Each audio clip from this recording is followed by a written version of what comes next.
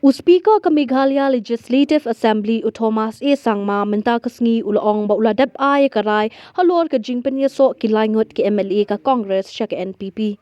Speaker ula Pynksan bakat kum ki kendon ka an ka jingrong kitay kilangot ki MLA ka Congress siya ka NPP ka longkat kum ka an bat kamdon ka nu ka Jingpyniasoh ya ka an. Henry hagaju ka por ulong ba ka recent sharp ba lapdiang ngobhay kinu ki bakwa ban ujor. Halor ka jing ujor ka Congress u speaker ulaong ba uladap ban ay karay hadin balapan ni ka jing ay jing mod ki start an.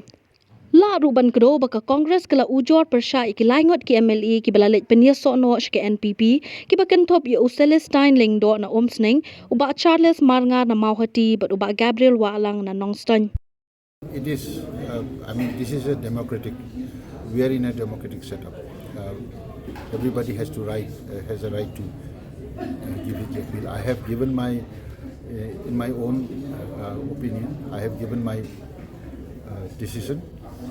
That decision still stands, but everybody is welcome to appeal that decision.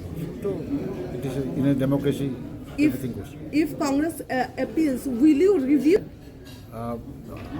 Yes, every time the appeal is done, we study the contents of the appeal. We refer it to the legal experts. We take legal advice. Accordingly, we again give our reply. That's how it happens. Why is it taking long?